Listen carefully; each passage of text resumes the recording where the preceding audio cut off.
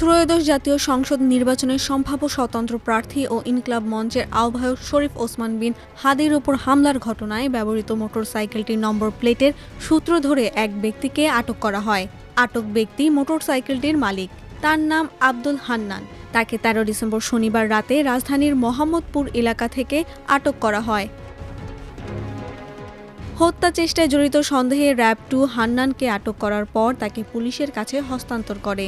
১৪ December রোববার Dhaka metropolitan police ডিএমপির গণমাধ্যম ও গণসংযোগ বিভাগের উপকমিশনার তালেবুর রহমান সাংবাদিকদের এ তথ্য জানান।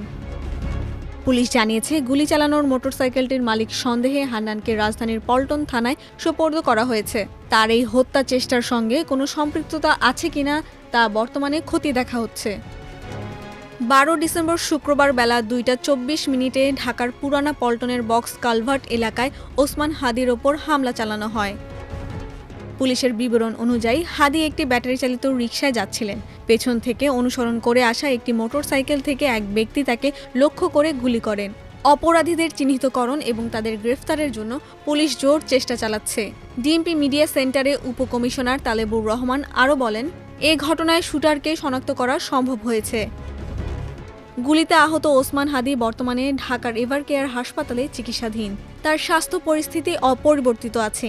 ইনকিলাব মঞ্চের সদস্য সচিব আবদুল্লাহ আল জাবের রবিবার সকালে জানিয়েছে, পরিস্থিতির উন্নতি হলে ওসমান হাদিকে উন্নত চিকিৎসার জন্য বিদেশে নিয়ে যাওয়ার পরিকল্পনা রয়েছে। তদন্ত প্রসঙ্গে ডিএমপির মিডিয়া সেন্টারের উপকমিশনার তালেবুর রহমান বলেন, হত্যা চেষ্টার এই ঘটনায় আব্দুল হান্নানের সম্পৃক্ততা রয়েছে কিনা তা খতিয়ে দেখা হচ্ছে। ওসমান হাদিকে গুলি করা অপরাধীদের গ্রেফতারে পুলিশ সর্বোচ্চ চেষ্টা চালাচ্ছে। এর মধ্যে শুটারকে শনাক্ত করা হয়েছে। এক প্রশ্নের জবাবে তালেবুর রহমান বলেন, অপরাধীরা দেশ থেকে পালিয়ে গেছে কিনা এমন কোনো তথ্য এখনও পাওয়া যায়নি। কেন তাকে হত্যা চেষ্টা করা হয়েছে তা তদন্তে উঠে আসবে। ডিএমপির কর্মকর্তা আরও জানান, আসন্ন নির্বাচনের আগে ভোটের মাঠে থাকা প্রার্থীদের নিরাপত্তার বিষয়টি গুরুত্বের সঙ্গে দেখা হচ্ছে। নগরের আইনশৃঙ্খলা পরিস্থিতি স্বাভাবিক ও নিয়ন্ত্রিত রাখতে চেকপোস্ট এবং টহল কার্যক্রমের সংখ্যা বাড়ানো হয়েছে।